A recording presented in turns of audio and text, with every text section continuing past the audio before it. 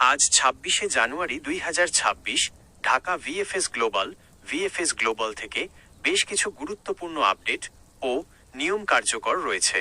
আপনি যদি আজ বা নিকট ভবিষ্যতে ভিসা আবেদনের পরিকল্পনা করেন, তবে নিচের বিষয়গুলো আপনার জন্য অত্যন্ত জরুরি। নতুন ভিসা সার্ভিস সংযোজন।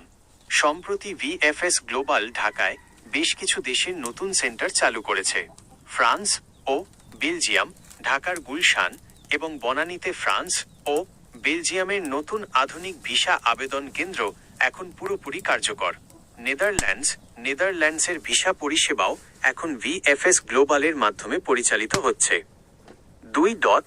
অ্যাপয়েন্টমেন্ট ও বিশেষ নিয়ম। দেশভিত্তিক। Italy visa.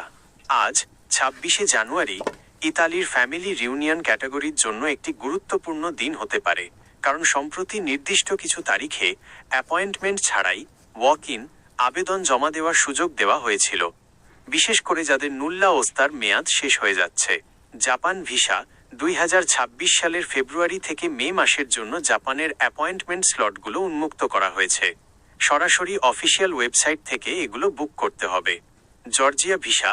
১ জানুয়ারি ২০২৬ থেকে কার্যকর হওয়া নিয়ম অনুযায়ী বাংলাদেশি পাসপোর্টধারীদের জন্য জর্জিয়ার ট্যুরিস্ট ভিসার ক্ষেত্রে কমপক্ষে ৩০,০০০ জেল কভারেজ সহ বৈধ হেলথ ইন্স্যুরেন্স বাধ্যতামূলক। ৩. ভিএফএস সেন্টারের নিরাপত্তা ও ব্যাগ পলিসি। ব্যাগ নিয়ন্ত্রণ। এখন সেন্টারের ভেতর বড় ব্যাগ, ক্যাবিন সাইজের বেশি নিয়ে প্রবেশ করা নিষিদ্ধ।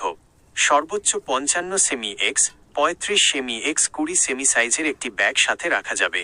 ইলেকট্রনিক ডিভাইস, মোবাইল সাইলেন্ট মুডে রাখা বাধ্যতামূলক। ল্যাপটপ, ক্যামেরা বা অডিও রেকর্ডার সেন্টারের ভেতর সম্পূর্ণ নিষিদ্ধ। ৪. সময়সূচি ও ফি।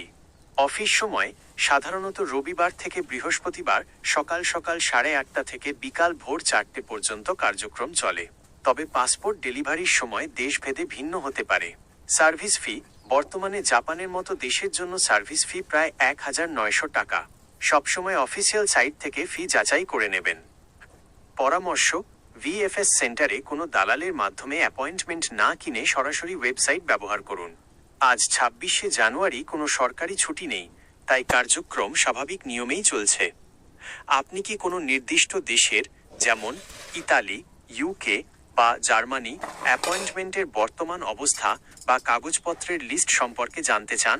আমি আপনাকে সেই নির্দিষ্ট দেশের তথ্য দিয়ে সাহায্য করতে পারি।